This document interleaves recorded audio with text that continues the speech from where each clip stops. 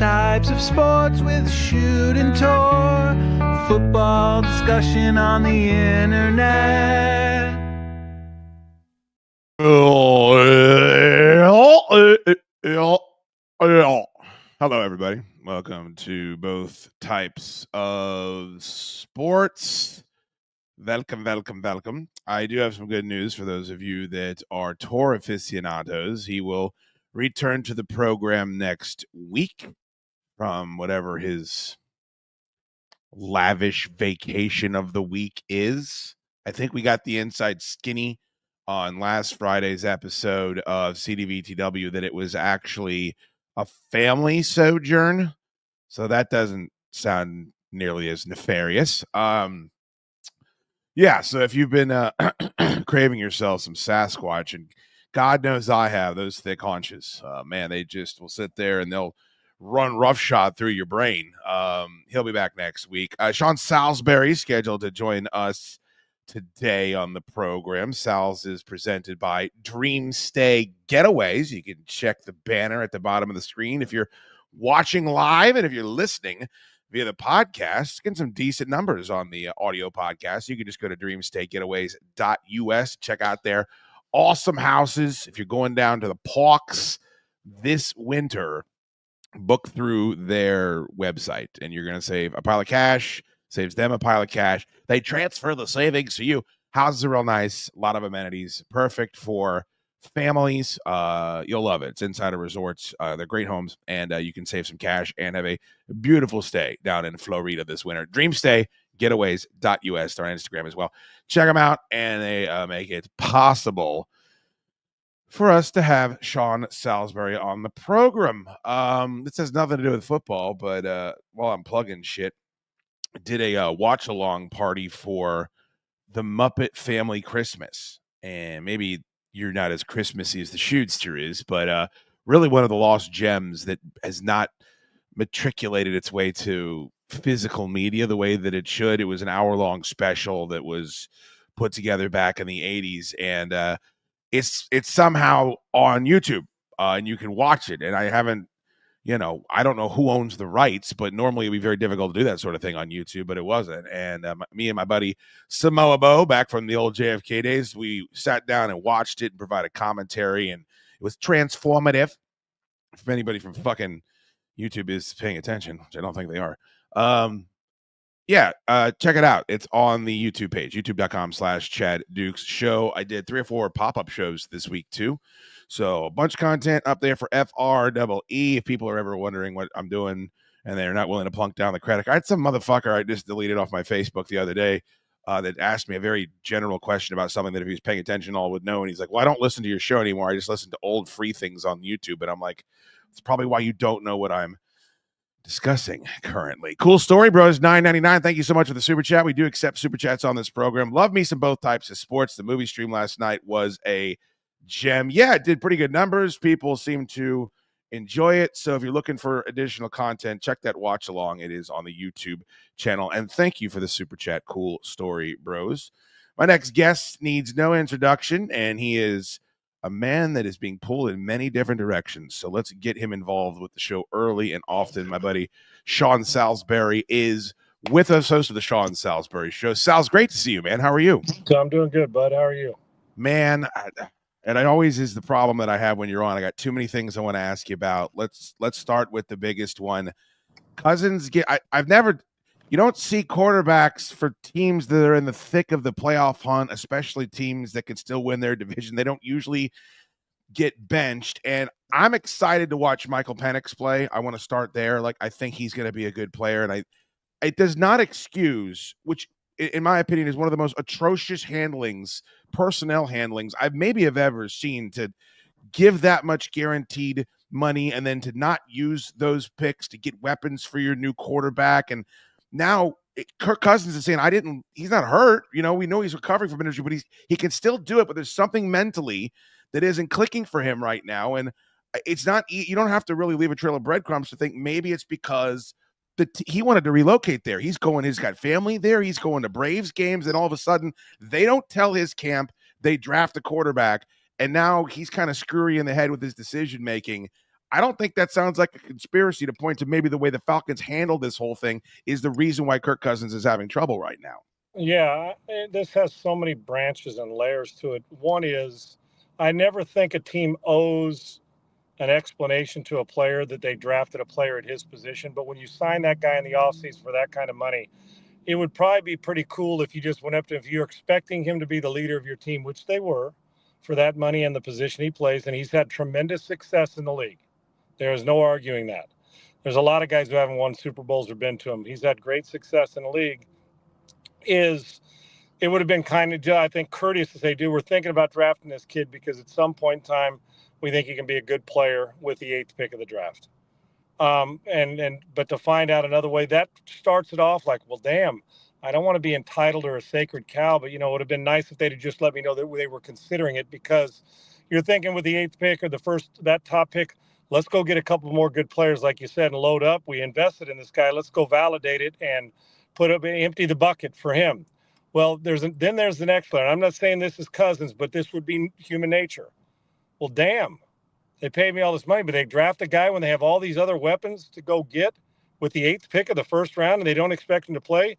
They either don't hold me in high regard yet, then you say, but they paid me, yet maybe they didn't think they were going to get Penix and they wouldn't have paid you, or, man, it's just an insurance policy for the future. Well, all that being said, even veterans who've been in the league a long time can get insecure. And then all of a sudden you say, okay, one bad game. And I said it last summer on my show. I said, one thing you got to be alert for. And after the draft, I said, when he goes to training camp, the very first time after you draft Michael Penix and you throw 2 picks in a game, people are going to start talking. Then if you have a second bad game, and then they're going to be left no choice if it continues. Well, the truth is Cousins the last 6 games has played like a guy who doesn't belong in the league. That's how bad he's played, which is so not like him. He may have a bad game, but he's always recovered. So whether it's mental and psychological that he feels a lack of confidence, which is normal for anybody, regardless of how good they've been. And now you've turned it over to him. If Penix has a good game, that glove's left on the mound, he'll never start another game. Kirk Cousins will not play again unless something happens to Penix. So the plan was to play Penix at some point, but I don't think this year. And so, yes, they mishandled it. At the time, I said, it's a great pick because I love Penix. But right here with Atlanta, I'm not sure it's the right pick for them with Cousins there. Well, here we are. And I don't think they anticipated Cousins playing this poorly these last 6 games, and they have been putrid. You have to make the switch. You have got to go see what Penix is about. But the whole thing, it just reeks of bad management. And quite forbidden, when I say bad management, the timing of the management and how they did it, although I love the pick. Now Kirk Cousins may end up being a starting quarterback somewhere else, or if that ship has sailed. But it's a bummer because you emptied the bucket, but he's getting paid, so nobody's going to feel sorry for him, I'm sure, and a lot of money. But we're excited, and I am about to see what Michael Penix brings. But it's a bummer for Cousins because I know he's better than this. But it's going to end up, and the fan base is craving Michael Penix after these last 6 weeks of offense. Two things here, and I want to make it clear. I agree with you. I'm excited to see Penix, and I think he's going to be a good quarterback. But think about then the assets. $180 million contract, big chunk of that guaranteed. Like huge hit, brother. Yeah. If you're going with Penix, then give him those weapons. That's a question. And look, you're right. Cousins, they're 1-4 down this stretch. 1 touchdown, 9 interceptions. He took 11 sacks. A lot of those were his fault, and he's 36 years old. I understand that. The business component of this, Sal's, though, I think I can't imagine we're not lockstep. Why would he do anything other than what Derek Carr did? That is, I'm not going to waive my no trade clause. You can bench me. You can get rid of me this quickly, but you're going to pay me my money and you're going to cut me so that I can go pull a Russell Wilson. You don't think Kirk Cousins could find his way out to San Francisco? There's a bevy of places. He'd be starting in Tennessee right now. You're absolutely right. I think that's what happened. I think that's what he has to do. I agree. And at 36, now you're at the back end of your career. Listen, they don't do you any favors. I'm not giving them a break and taking this or waving. Absolutely friggin' not. You're going to cut me, which means you still owe me all my money, my guaranteed money, and I can go double dip and get another job somewhere else. Yeah, they're damn right. I'm not giving them that leave because they didn't give me the luck. They didn't give me the same respect or courtesy when you drafted a quarterback after you paid me, and they sure as hell didn't give it to me. You're benching me, so you don't think that I can go through streaks and come out of this? All those things that are questioned. I do believe that you have to make this change now. Now, whether it's, I'm assuming if Penix plays well, it's going to be permanent, as I said. But yeah, business-wise for the team, it wasn't real business-like to do what they did and guarantee all that money. But it's real business-like for Cousins, smart business, to say, no, no, no. And look what Russell Wilson's career is now. He's got a team that's a Super Bowl possibility, and he's become a big part of that. So Cousins has got to wait this out. He'll play quarterback somewhere else, I'm sure. I'm not cutting them a slack for doing that. It's business, and you will follow as such, hence why the word guaranteed is on there. I'm not giving you any hometowner that I was going to move here discount, because now there's got to be this feeling of what a bummer. And I don't blame him, but he hasn't played well enough to keep the job. But I damn well know his career's been well enough where he could land somewhere else that he's better than the bottom third of the guys in the league. I know that.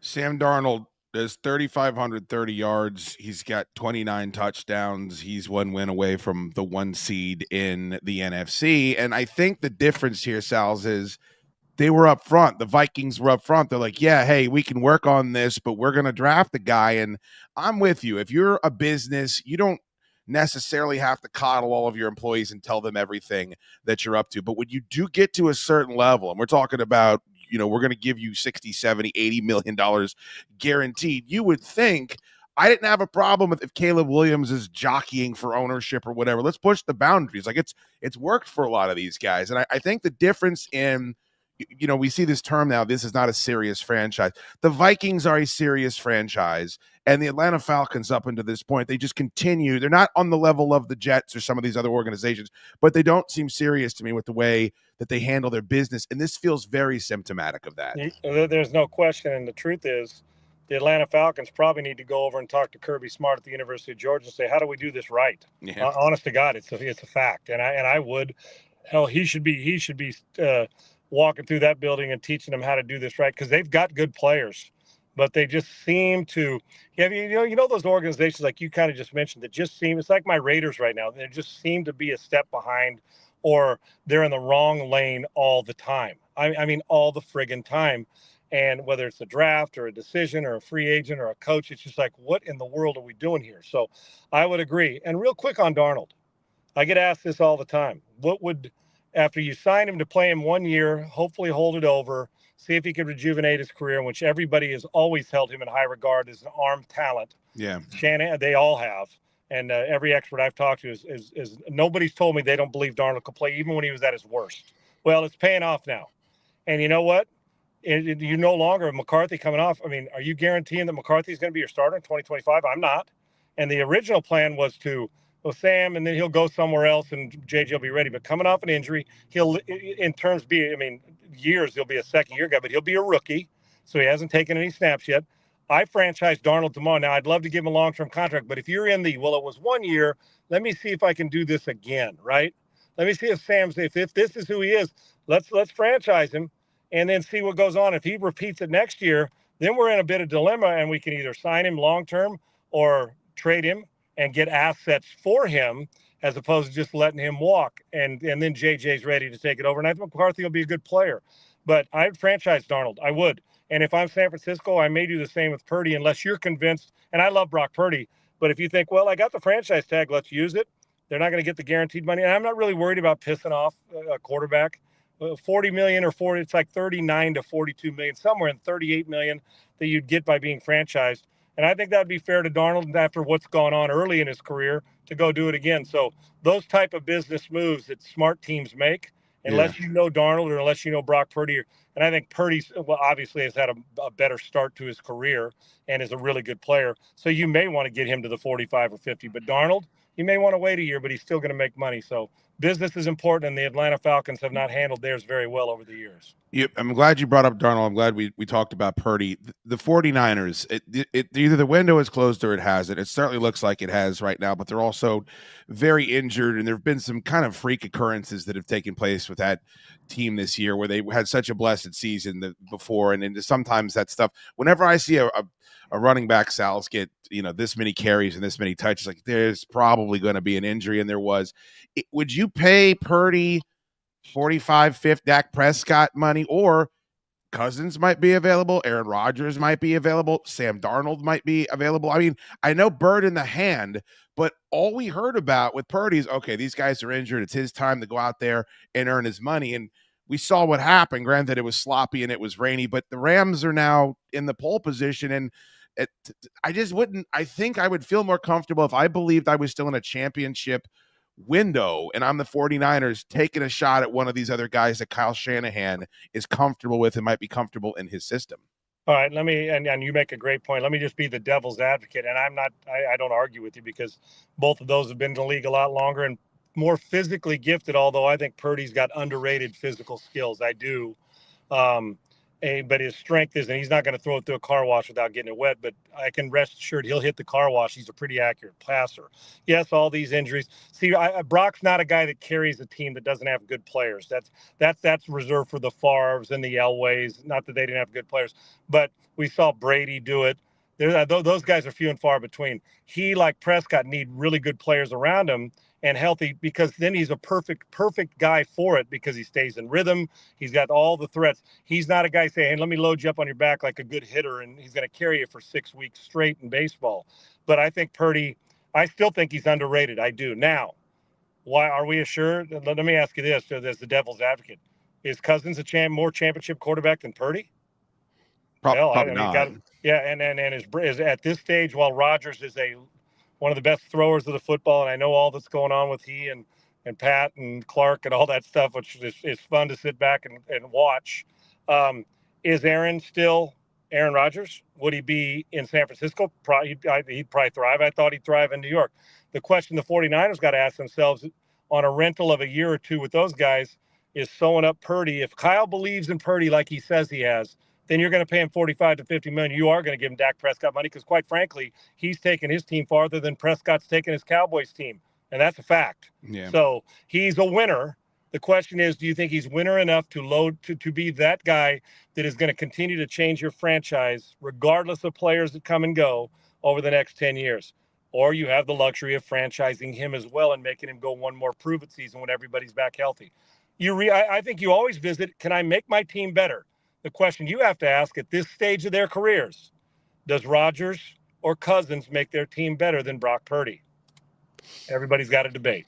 Yeah, they do. I wanted to play this for you, Sals, and I wanted to get your response because it's Anthony Richardson. In my opinion, it's another gaffe at the microphone, and it's something I think I wish there was somebody in this young man's life that could take him aside and be like, you can do better on the field and you can do better in front of the podium. Here's how you do it in front of the podium. Honestly, because every week, So he's asked here, let me give you some context.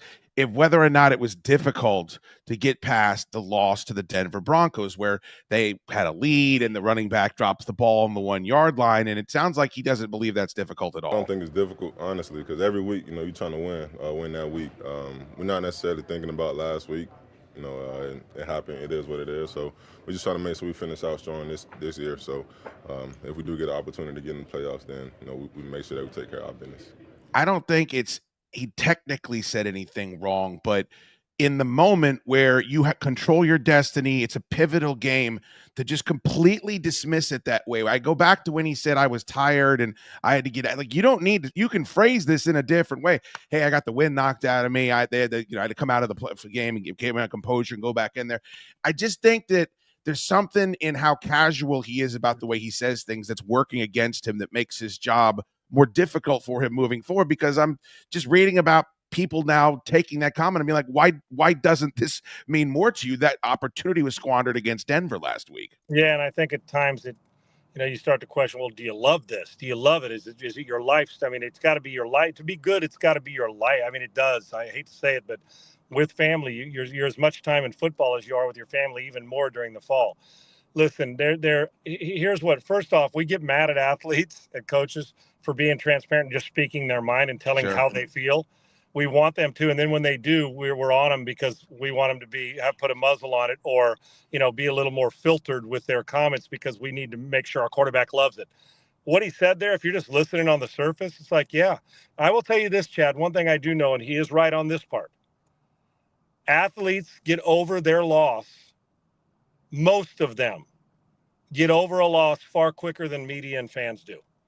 By the time most planes I've been on now, the ride home, if you get your ass kicked and it's a long ride, whether you're playing cards or sleeping or catching up on a trip and, resting, and it's miserable. And, so I'm one of those guys. And I asked Dick Vermeil this. I said, did you have any regrets about your career? And Dick Vermeil told me, he goes, the only regret I really have is that I didn't enjoy the wins as much. I suffered too much. So it's the same thing with those losses. You want to suffer over them. And I do believe you need to let them fester for a day and then move on. Hard to do. And for some, it's easier. But athletes on a Wednesday, when you're talking to us about the week before, and we're happy-go-lucky and jovial, most of the time athletes, while it still sits in our craw when we watch the tape, we're over it because we're told by our coaches, you got to get rid of the rearview mirror. The windshield's bigger. Got to look ahead. We're not looking behind. So that's ingrained in your DNA from the time in your head. And so when you approach that way, we're like, well, he doesn't care. That's too nonchalant, caring. So on the surface, he didn't say anything wrong. But yes, optics for him have become overly important in my mind after the way he went about. I walked out I tapped out because I was tired.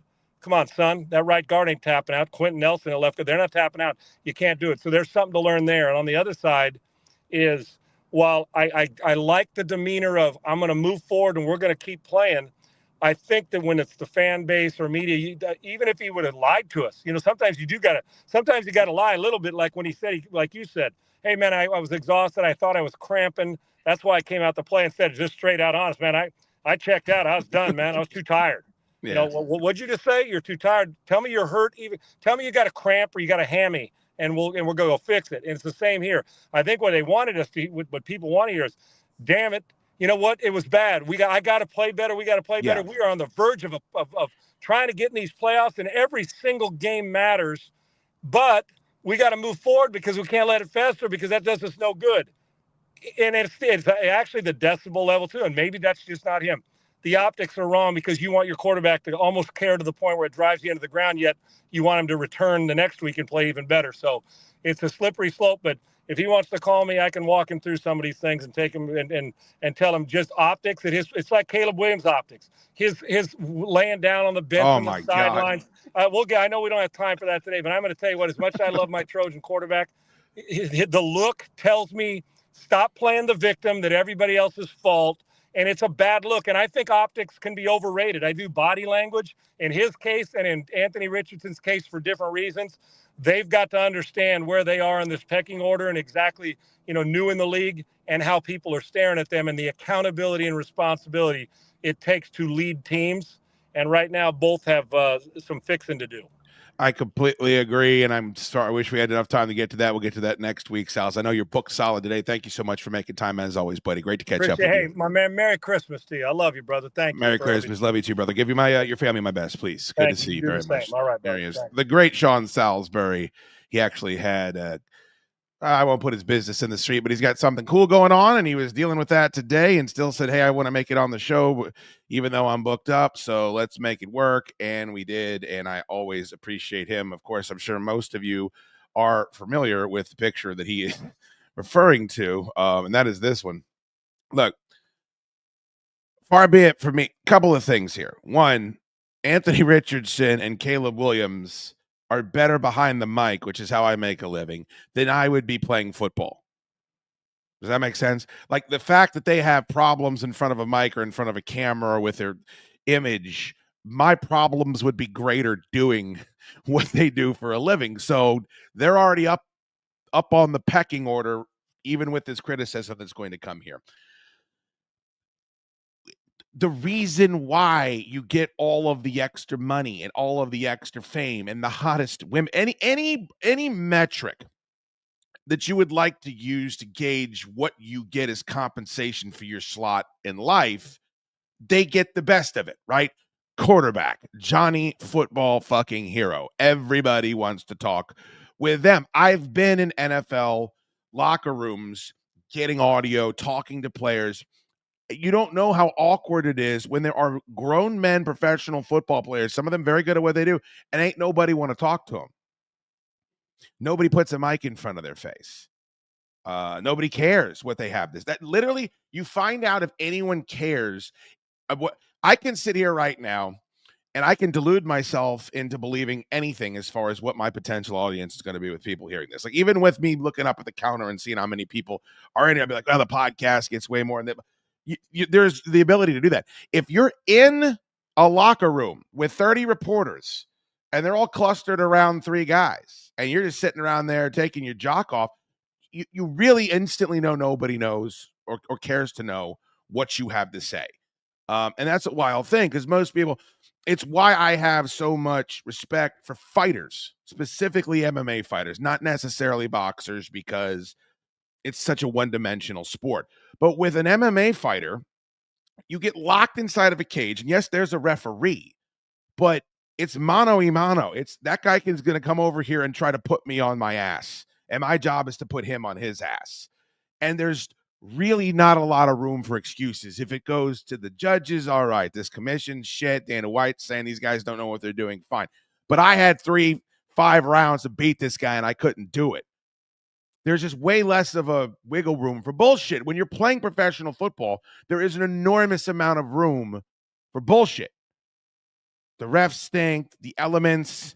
We're in another team's stadium. The ground, the field. Look, we're at FedEx Field. There's holes in the floor. Like, there's all kinds of excuses. And this is what I'm just telling you can tell yourself, not necessarily what you put out there. When you are a quarterback, everyone's sticking the mic in your face no matter what. Like, there's increased amounts of everything. And so everything you do then can be analyzed and overanalyzed fairly, because it comes with the territory. The benefits are too high and the negatives are too low. So it's part of it. So when I'm criticizing Anthony Richardson here, and you're listening to this thing, well, he didn't say anything wrong. Let me play this again. Difficult, honestly, because every week, you're trying to. So he's saying, I don't think it's difficult, honestly, to get past the Denver Broncos game. Here is what I would say. I would say, man, what was tough about that is we had an opportunity to win and we made some mistakes, and that's a good team, and we had a chance to go out there and show that we're worth the playoffs, and we fell short, so we got to learn from that and make the most of our time left. We're still numerically not eliminated here, so we're going to go out and grind and work. You're saying the same fucking thing, but you're not leaving the door open for turds like me to sit here and be like, what the fuck are you? I don't think it's difficult, honestly. It is difficult. It is. And I know, and I appreciate what Sal says, and I appreciate the fact that athletes have, thicker skin than most of us. You've got to be able to get past losses and failures and personal hardships. But I think there was a when Caleb Williams came out earlier in the season after the Fail Mary, where they lost to the Commanders, and he said, hey, man, that thing's still sitting with us. It's like, that's the transparency. That's the honesty. That isn't good either. I wouldn't admit that either, but there's a way to convey that without making it sound like you're detached from the moment. Every week, you're trying to win that week. We're not necessarily thinking about last week. You shouldn't be, but some weeks are bigger than others, and losing to the Denver Broncos in that way was bigger than others. It happened. It is what it is. So we're just trying to make sure we finish out strong this year. So if we do get an opportunity to get in the playoffs, then we make sure that we take care of our business. He's an interesting case, too, because he had so little experience even in college before he was drafted. And again, it's not his fault that he was overdrafted by the Colts and it was a playoff-ready team and yada, yada, yada. We all know that. I want to get back to Kirk. Again, if you want to chime in on anything, $2 super chat will get you in and up on the screen. I don't have any more guests scheduled for the rest of the hour, so I'm just going to be blithering here incoherently. If you want to be a part of the show, you are more than welcome to do that. I would migrate on over to YouTube. It is easier to do that. YouTube.com/Chad Duke Show if you'd like to watch live. So Kirk is benched. Kirk Cousins is benched, and they're going with the rookie that they drafted with the 8th overall pick in April. I know you guys know all this shit, right? If you're listening or watching this, you know all the same shit I'm about to say. But I was watching. What was I watching? I was watching Rich Eisen talk about this. And he went back to the moment where that pick happened. And it was all anyone talked about.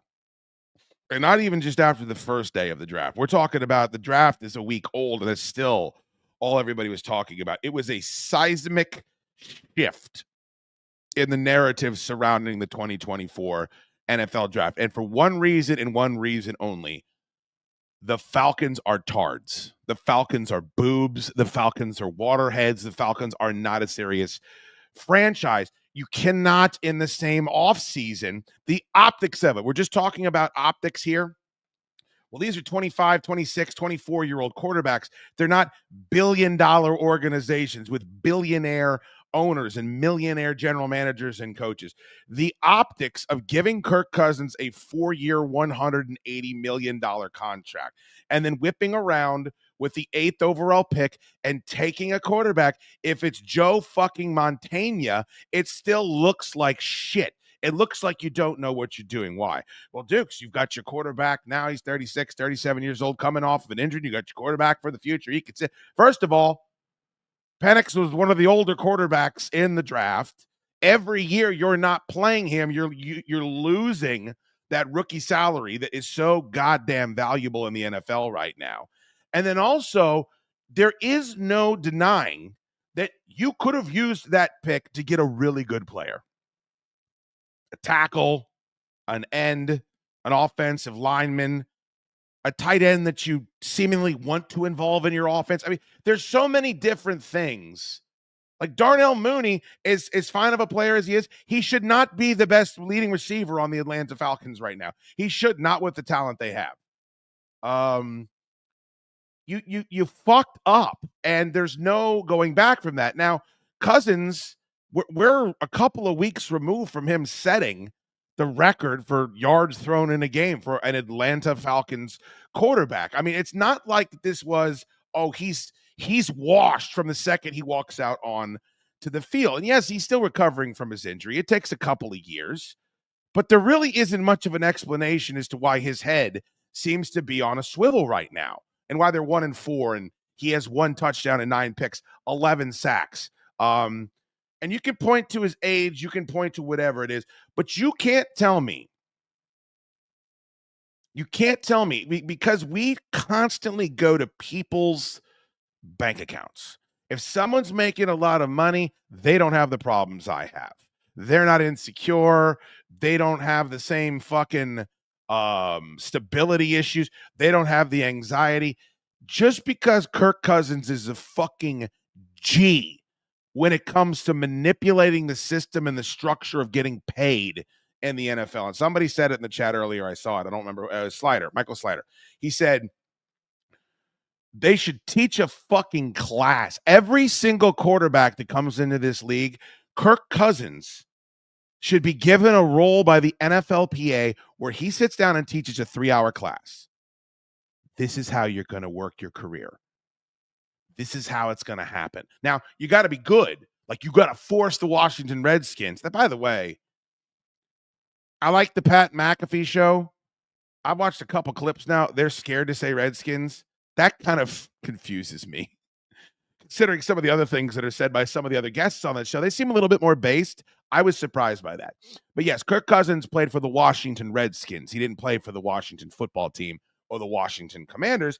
And you got to be good enough to force them to continue to franchise you. I'm not saying it's inevitable, but the way that he did these contracts, how many bites he's going to ultimately get in the apple. And I think he might not feel that way right now. Like, he might be looking at this situation. I fucked up.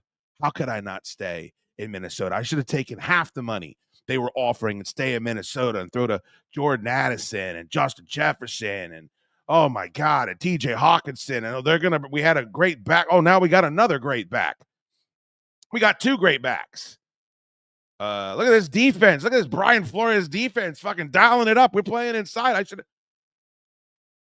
2 things about that. 1, Kirk's going to get another bite at the apple. You are fucking deluding yourself if you think that Kirk Cousins is washed and nobody else is going to give him a look, and not just a look to come in and back up, but a look to start. If you don't think the Tennessee Titans are going to be interested in throwing a shitload of money at Kirk Cousins, you don't know how inept that team is. I do. You don't think that San Francisco is at least having the conversation right now if these jokers cut this guy outright, because they're going to have to. Kirk is not going to waive his no trade clause, and nor should he. The fact that anyone would even ask that of him is fucking asinine. I don't think Kirk is just a cold-blooded mercenary. I think he wants to win. I do. I think he thought he could win in Atlanta. But I also think that he knows what runs the world, and it's dollar bills, y'all. And I think that he is very motivated by that. I think he makes decisions on the football fields. I've had professional former quarterbacks come on my show and say, Kirk's really worried about his completion percentage. Kirk will do things on the field to protect that. I'm not making any allegations. But I think at the end of the day, what might be most important to Kirk Cousins is let me stack as much cash as I possibly can before I get out of this game because my time here is finite. He's had a longer time to take bites of the apple the most. And now, because this has happened, he's going to get another one. Falcons are going to have to pay him a grip. And then if he does feel like I want to go out and win, let me go pull a Russell Wilson. Let me find a team that I think is pretty good that's going to give me a chance to play. By the way, pay me $1 million because these jokers are going to have to cop me the rest. So while it looks bad right now, I think he probably isn't feeling very good right now. I've got a clip of him. I'm just very impressed by anybody that can just be kicked right in the fucking nards and then walk out and address the media in a mature fashion. It's a very unique skill. I don't know a lot of people that can do it. I can't do it. You guys see how emotional I get about the dumbest shit. The old radio station I used to work with clearly made the right call getting rid of me, but I came up with a concept for a live show. They fired me, and now they're continuing to do the live show at the venue that I put them in touch with. Just, I couldn't stop myself during a Christmas special from bitching about that last night. I'm not built that way. Emotions on the sleeve type of shit, and Kirk's different. Greg Manassas, $10 super chat. We do accept super chats on the both types of sports radio program. The Muppet Christmas Party kicked an acre of ass, but I'm hyped for the holiday hoot tomorrow night. Thank you, sir. Chad Duke Show Holiday Hootenanny is tomorrow evening, that being Friday, whenever you're listening to this. We kick it off at 7. You can watch on YouTube or Facebook.com/Chad Dukes Show. And thank you for the super chat, Greg. All of that goes into the hopper. All right.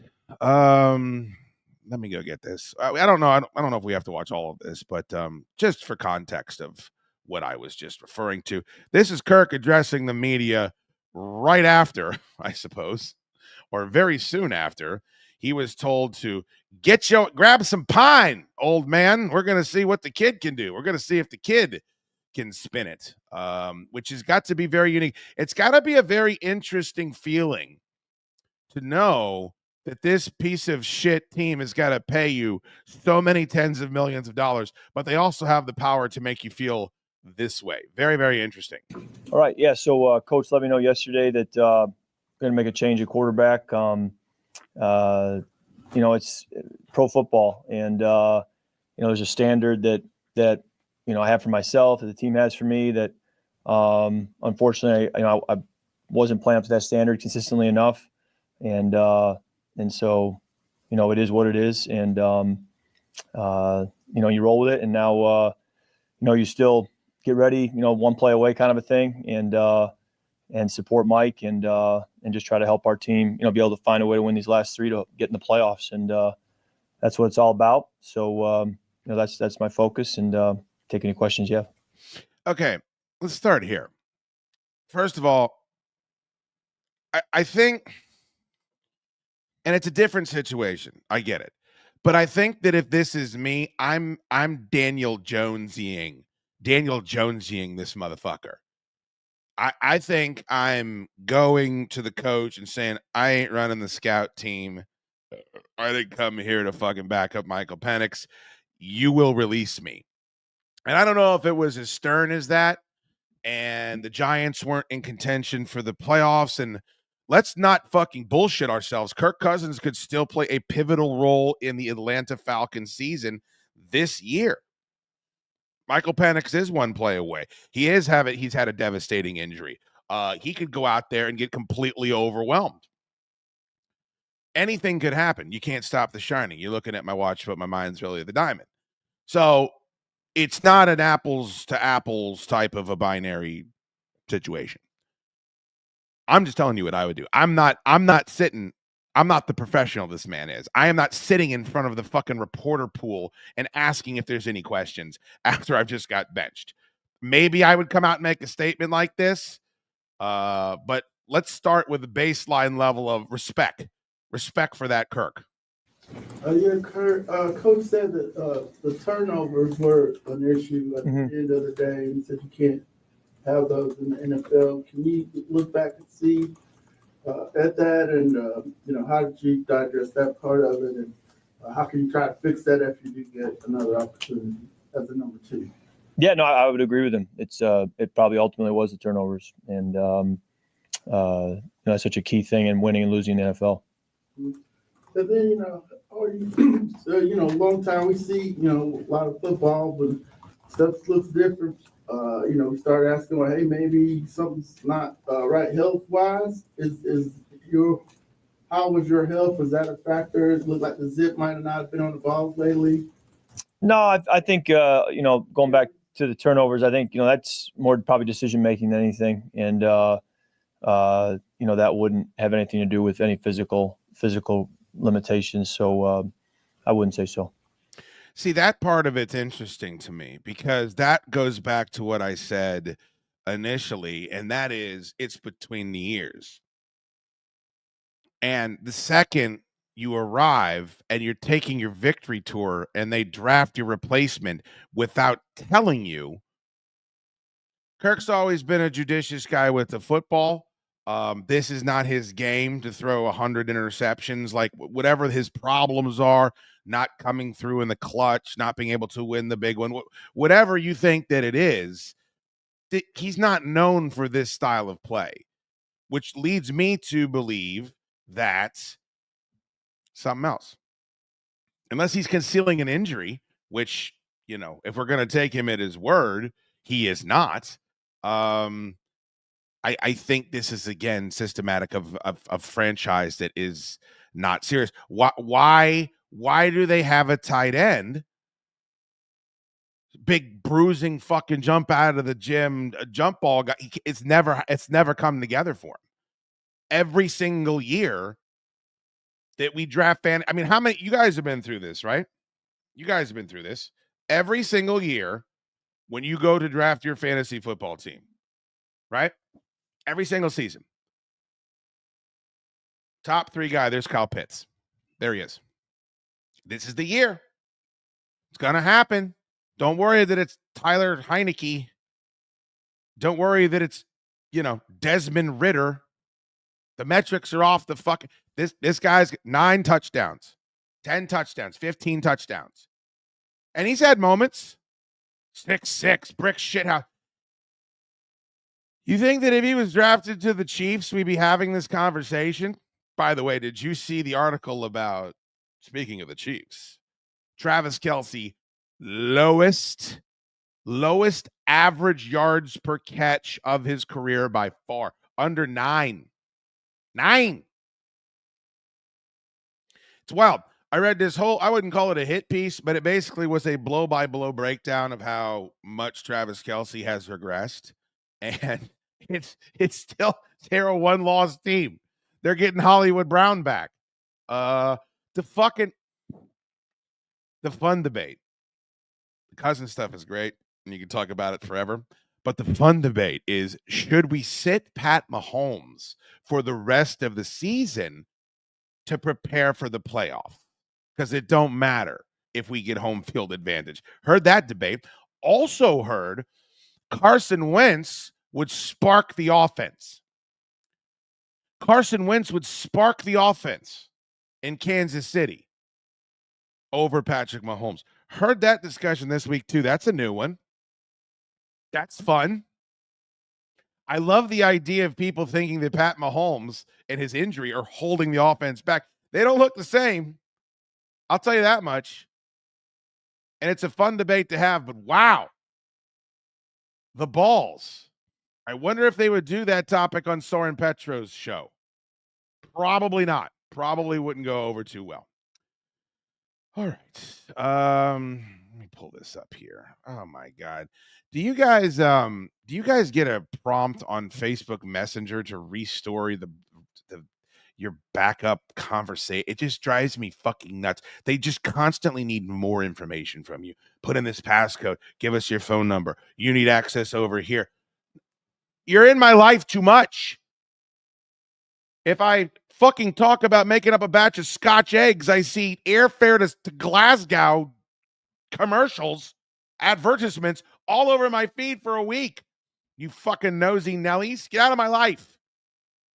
I don't need you in my life. Or, novel concept, be in my life, social media, as much as I want you in my life. Don't spy on me on my phone, you slippery fucks. Here's a question. Why is it that bums are always asking me for money? Come on, man. Funk that. All right, so who's your MVP? Let me go ahead and take that out of the way. And then let me go ahead and put this up. If you are watching the show, reminder that you can subscribe to both types of sports on iTunes and Spotify for free. Starting to get a little kickback from that.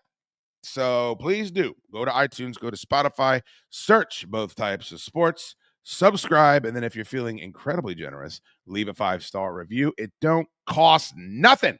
It's free. So this is a graphic from CBS Sports. If you're listening, it says, who's your MVP? And it's Josh Allen and it's Lamar Jackson. And let's go through it. Josh Allen has 3,886 total yards. Lamar's got 4,323. They both have 37 total touchdowns. Looks like Lamar's completion percentage is a bit higher. Passing rating higher. Record, though, favors Josh Allen, 11-3, the Buffalo Bills. I would argue that Josh Allen's 11-3 is more impressive than it looks here. Not only are they one of the best teams in the AFC, this was a year where they were supposed to be down. Now, is it a coincidence that the Bills are 11-3 and the Jets aren't nearly as good as we thought they were going to be, and the New England Patriots are the worst team in the league, and the Miami Dolphins were without Tua and pissed their season down the side of their leg? I'm sure that has something to do with it. That being said, on these very airwaves at the beginning of the year, I very comfortably said I think the Bills' window is closed, and I think they're a 9-win team, and that 9 wins will become Josh Allen is special. Josh Allen is special enough to get a very mediocre team, into a wild card berth. But I really like the chances for the Jets and the Dolphins to contend for the division. Now, the other two gentlemen on this list are Saquon Barkley and Jared Goff. And I'm glad Jared Goff is on this list because he should be on this list. And we don't, for some reason, put him in the conversation with the other two. And I think it's because we are obsessed with running quarterbacks now. We love quarterbacks that can run all over the field. It makes us happy. But Jared Goff is second in the league in yardage and is thrown for 30 fucking touchdowns. 30 touchdowns. Should Joe Burrow be on this list? I know that the Cincinnati Bengals aren't going to make the playoffs. If they did, boy, would there be some athletic supporters going up people's butt cracks. Boy, would people not want to fuck around at all with dealing with the way that Burrow, who's cursing his coach out during a victory, by the way. Did you see that story this week? Where Joe Burrow is getting it in with Zach Taylor on the sideline because winning ain't good enough. Beating the Titans isn't good enough. He's so goddamn frustrated for the entire season. He's mad when they're winning. Joe Burrow almost has 4,000 yards already, 36 touchdowns, only 8 picks. It's unfucking believable. So should he not be an MVP candidate because the rest of his team, special teams, defense, front office, ownership, are clown shoes? Now, if I were Joe Burrow, I probably would have said, you're going to have to franchise me until you can't franchise me anymore, and then I'm leaving this motherfucker. And I know about his roots. I know. But we were talking about not serious franchises, and there's been 3 or 4 guys that have made the least serious franchise of them all look pretty fucking good the past few years, and that is the Cincinnati Bengals. I would have Joe Burrow on this list, the list dominated by Lamar Jackson and Josh Allen. Another guy that is completely disrespected, sitting there on a 2-win team, just had a 5 touchdown performance. Why isn't Sam Darnold on this list? Or on anyone's list? They had that mini, what was it, 2-game losing streak in the middle of the season. Everybody jumped on everywhere that had a hot microphone and said, Sam Darnold is regressing back to the mean. No, he ain't. No, he ain't. I mean, anyone that has watched over the past couple of weeks, the Packers and the Vikings, in my opinion, are both in a better spot to proceed in the postseason than the Detroit Football Lions. I don't think there's any ignoring it. I don't think there's any denying it. I don't think anybody looks at that defense. I love Dan Campbell as a football fan. I am a Mike Ditka guy. I'm a Jerry Glanville guy. I'm a Buddy Ryan guy. That's the type of guy I am. So I like Dan Campbell a lot. He's a fucking goofball with these wackadoo calls. It's goofball shit. And his team is talented enough to get away with it sometimes. And I didn't get a chance to come on after because I don't even remember. Monday I was recording a bunch of shows. I wanted to do a show on Monday. It just didn't come together. But I did want to at least mention in passing. On the surface, I understand why you kicked that onside kick, because you can't come out and say, my defense are a bunch of bums. Everybody's injured. I just lost 2 more guys. We can't give the ball back to this fucking juggernaut. We can't give the ball back to this minotaur in Josh Allen. He's going to go right down the field like a hot knife through butter, put that motherfucker in the back of the end zone. You can't come out and say that. So what do? You kick the onside kick, but you got to tell him it's a fake kick.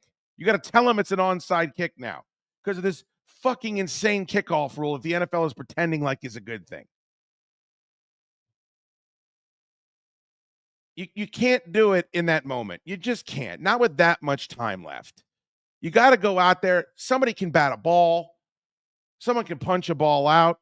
You can put high school kids on with pro players, and they might be able to punch a ball out or knock a ball down to the line of scrimmage. It bounces off somebody's helmet. You got an interception. Now you're up. Going forward on your own 31-yard line. It's a pinned comment. Go to @BothTypeSports on X right now. You'll see it. And I said, the way Dan Campbell goes about this crazy analytics shit, the analytics do not fucking carry. They do not care about whether or not it's the postseason. And it's process, it's results of a process. I get that. But we just know that that's going to be something that bites them in the ass. Happened sooner than I thought. Didn't happen in the postseason. And they're too injured. They're too injured right now to be what they were for the entirety of the season. So to come full circle, I think there's an argument to be made that the Vikings are being disrespected universally because the conversation doesn't involve them, right? It's Detroit and it's Philadelphia, and then it's whatever this fucking lustful yearning that the media has for the Green Bay Packers. My God. Chris Collinsworth is probably the worst, but then go right on down. Look at every power ranking. Look at the way they're talked about. People don't trust the Vikings for some reason. And I think it has to be Darnold. But when you look at his numbers, he should absolutely be on this graphic. He should be one of the faces down here. I'd have him above Saquon. As much as I want a running back to win the MVP, can Derrick Henry get himself back into the MVP race? Can the Ravens fucking bootstrap that shit? Who are they playing? The Steelers? Who are they playing? Look it up. Bengals? All the divisional games back half of the season for the AFC North. All of them. It's nutty. Talk about goofball. Have you looked in the mirror lately? Oh, if I'm not handsome enough for you, sir, I understand. You may move on. If I'm not good looking enough to talk football with you, I understand that. I've entered several fashion contests. My results have never been all that noteworthy. I was in a fitness challenge one time. It ended with me getting a tattoo drilled into my asshole in front of lots of people. Big week for Aaron Rodgers. They get a big win. Devontae Adams with a cartoonish second half. And then the big beef with Ryan Clark and Mina Kimes and the rest of the political ideologists at ESPN. And look, I understand he brought up the vaccines. I never brought it up. Okay, that's true. I watched the clip, and McAfee is very, very uncomfortable during that whole clip. But you cannot deny that the reason why there is a certain very vocal group that no matter what Aaron Rodgers does, they got a serious fucking problem with it. It does seem to be because they clash on certain political issues. Can we all at least agree to that? For instance, this is from my buddy Mike Florio, Pro Football Talk. Less than 4 minutes into the first episode of the Aaron Rodgers docuseries, someone whose voice you might recognize calls him a liar.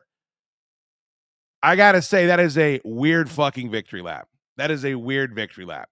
I've never seen anyone as obsessed with a player as my buddy Mike Florio is with Aaron Rodgers. And I think all of it goes back to the fact that he dodged getting the jab, came up with the immunized term. Everybody lost their shit. And now the perspective on that has changed quite a bit, hasn't it? Whether you agree with him or not, the perspective has changed. But for Ryan Clark and Mina Kimes and Mike Florio, it don't matter. He's super enemy number 91. And the thing about it is his play has justified a lot of criticism. Him going to Egypt or whatever instead of being there for an OTA. Yeah, you can criticize that. He certainly has done things and said things that are worthy of criticism. But I think we're trying to pretend like we don't see this situation with our own two eyes, and the internet never forgets anything, and there's receipts for all of this shit. These guys are white hot mad, not at Aaron Rodgers, the football player, but at Aaron Rodgers, he's going to be the vice president type of cat. I pulled this clip of him because during this documentary, it sheds a lot of light on how Aaron Rodgers wasn't maybe that Brett Favre-ian type of I'm not here to be a role model type of cat. I'm not here to mentor anybody. That he actually was somewhat instrumental in Jordan Love's ascension into being the quarterback that he is today.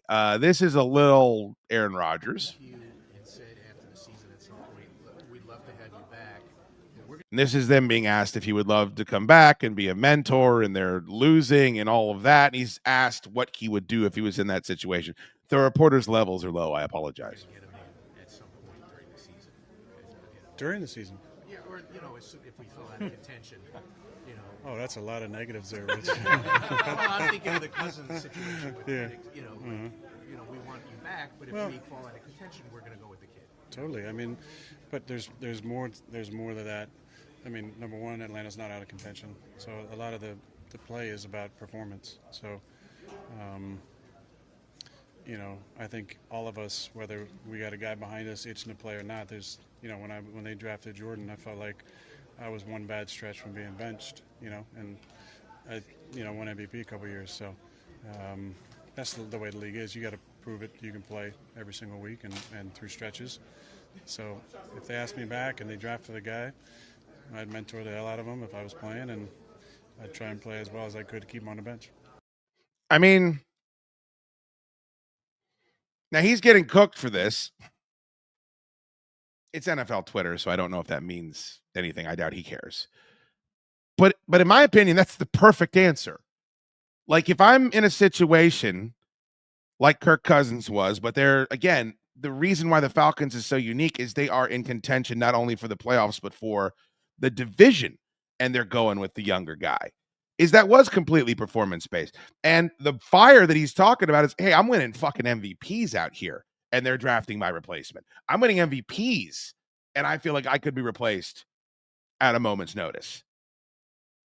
That is the correct mindset. And if you watch the Duck Dodgers of the 21st century, if you watch that, that's a fantastic cartoon. If you watch Aaron Rodgers, his docuseries, you realize that I think he's telling the truth.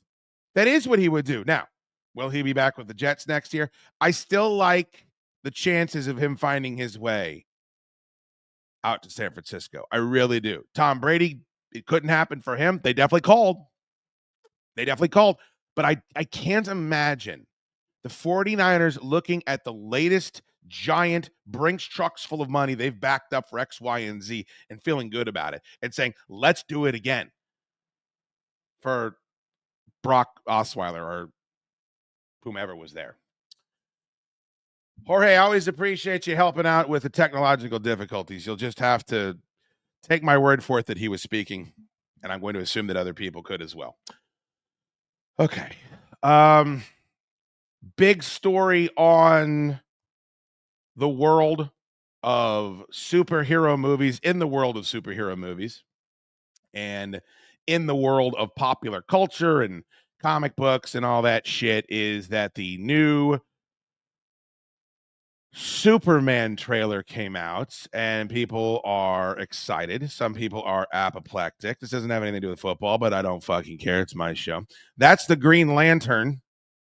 I'm being told that this is accurate when it comes to what this character looked like in the comic books. Okay.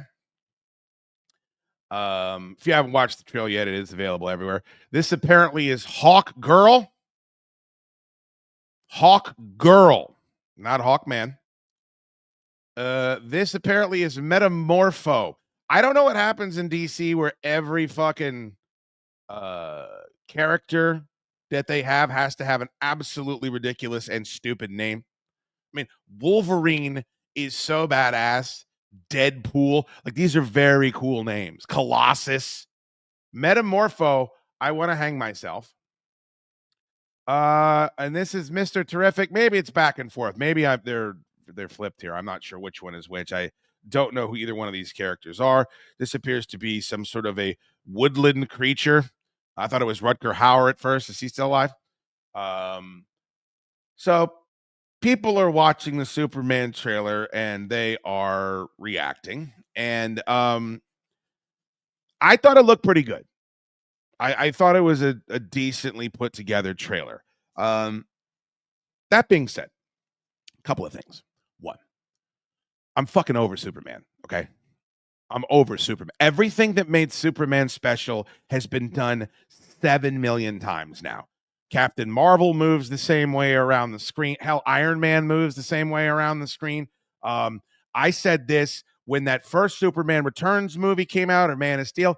Once we saw Neo in the Matrix Reloaded and the Matrix Resurrections flying around like Superman, and that's his best. That at the time, that was his best we've ever seen it done. And if you go back and watch it, I would say that Neo in those Matrix movies looks just as good, if not better, than most of the Superman content that we have received since then. It ain't special no more. I don't care about Lois Lane at all. We're going to get another Lex Luthor story. These are issues I just have with the Superman character. Like, he just seems to be a good starting point. Like, if you go back and you watch some of these movies, we're like, hey, this is the first slasher movie. Hey, here's this Rosebud Sled movie. So many people were influenced by this. Time has passed it by. There's things that age well. Goodfellas is what, 30, 35 years old now? You could watch it today. It feels invigorating. It feels there's nothing else like that. It holds up. Superman don't hold up. We got better heroes. The Sentry is a better hero than Superman. Get mad. It's a more interesting character. The Void makes it a more interesting character. His agoraphobia makes him a more interesting character. The way that he was manipulated by Norman Osborn in the Dark Avengers arc. I mean, all that is better than Superman. Of course, there's a dog in the trailer. Of course, there's a dog in the trailer. Why? Because James Gunn deals in emotional pornography. James Gunn thinks that if he can get you crying in the middle of his superhero movie, that means he's done his job. And look, I'm not trying to come across as some sort of meat-eating, fucking knuckle-dragging ruffian. Oh, I just want Superman to go out there and punch someone to death. No, I get it. But you go watch that fucking second Guardians movie and tell me it's just not about daddy issues and playing off people with daddy issues. Then you go and watch that fucking 45 minutes of raccoon torture porn in Guardians 3. And these are well-received movies. These are movies that people like. But they're already setting it up. Let's put a dog in it. People love dogs. Also, then we can put the dog in trouble. Everyone will have a reaction to that. Everybody has a reaction to a dog being in trouble. Keanu Reeves' Constantine holds up. 100%, Miguel Flores. Constantine, incredibly flawed character. Very interesting skill set. Keanu Reeves was the perfect. That's a clunky movie. There's some clunky aspects of it. Shia LaBeouf is unbearable as only Shia LaBeouf can be. I mean, if you watch Shia LaBeouf in iRobot and then watch Shia LaBeouf in Constantine, you'll be like, did he even, he went to wardrobe and just said, I'm going to play the same fucking count how many, and now we're going off on a jag here. Hit the like button. Count how many times Shia LaBeouf says spoon or spooner in iRobot in referring to Will Smith, and then count how many times he says John in Constantine referring to John. It is a Mulder and Scully level event. It is a Murph and Interstellar level event. It's a Mall in Inception level event. They must give Shia LaBeouf all types of creative freedoms to just say the protagonist's first name ad nauseum. But it's a great point, Miguel Flores. Constantine, great hero. Television show, people love that. Movie's awesome. They're making another one. But Constantine ain't Superman, right? Superman's the tip of the motherfucking spear. Here is another criticism of this trailer that I would have. The cinematic universe is played the fuck out. People are tired of it. I don't think there's superhero fatigue. I think there's bad superhero movie fatigue. I think there's woke superhero movie fatigue. I do. I think there is. I think people are done with it. And I think that when you give them what they want, i.e. Deadpool and Wolverine, they come out in spades. There was no superhero fatigue for Deadpool and Wolverine. It miraculously evaporated, right? But I do believe there's superhero universe, MCU, DCEU, whatever they're calling it now. There's fatigue of that shit. I've got to watch this animated series or I'm not going to understand how this movie comes about. Fuck that. There's too much. I don't want homework. And what I'm saying, I know that Creature Commandos is going to be the first. There was all that debate. Is the Blue Beetle going to transfer over to James Gunn's new vision? Well, he is, but it's going to be a different Blue Beetle. Well, what about Black Adam? We're relaunching Superman. No, that's all fucked up. We can't do that. I mean, it was so muddy leading up into this point. But if you're just following this casually, and like maybe barely know who James Gunn is. Oh, I like those Guardians movies. Oh, he's doing a Superman movie now. I'll go see that. I trust that guy.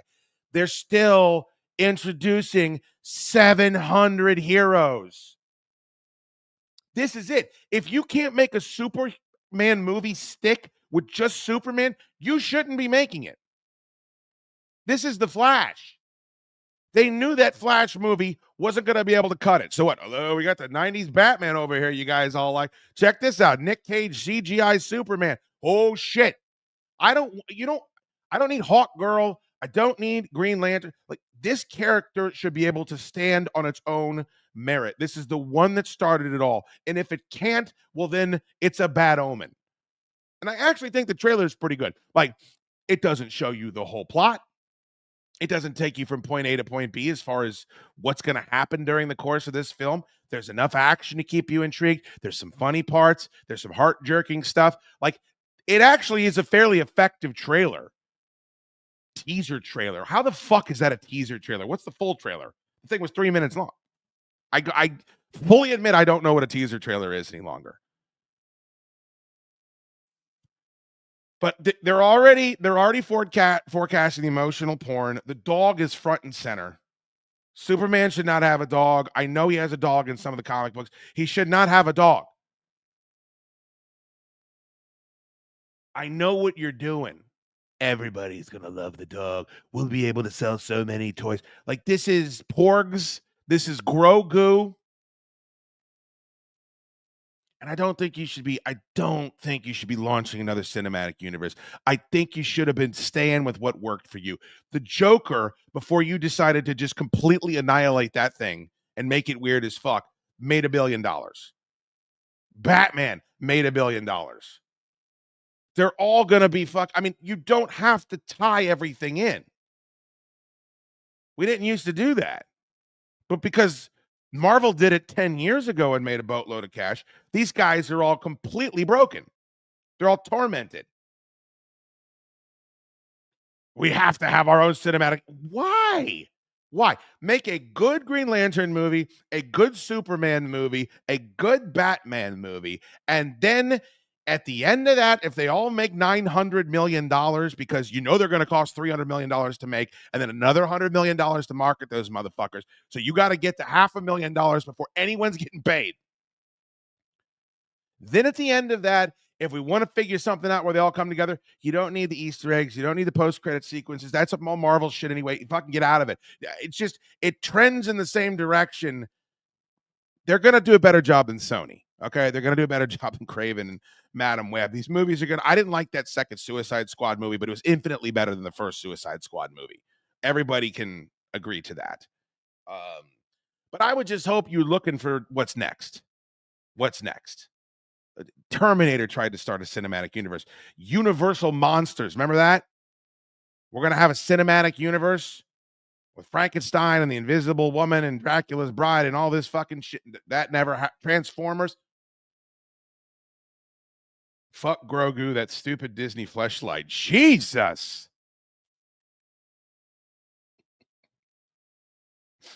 The chat is contentious.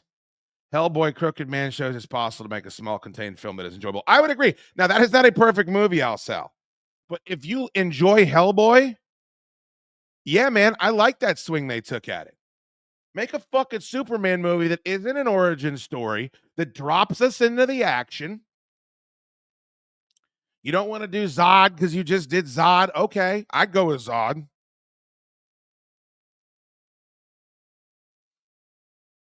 I mean, I think that I see a lot of the same trappings and a lot of the same mistakes that were being made before. They're just being made by a guy that hasn't ruined himself yet, where so many of these other guys have ruined themselves. They're in charge of this shit. So again, decent trailer. I'm not shitting on it. I'm not saying I won't see the movie. I have Superman fatigue. We've seen everything. We've seen every trick in Superman's bag now. How many seasons of The Boys are there? Last time we saw Superman, he was evil. He's fighting the Justice League. We've seen the heat vision. We've seen the flying. We've seen the cape. We've seen the boots. I mean, there's so many.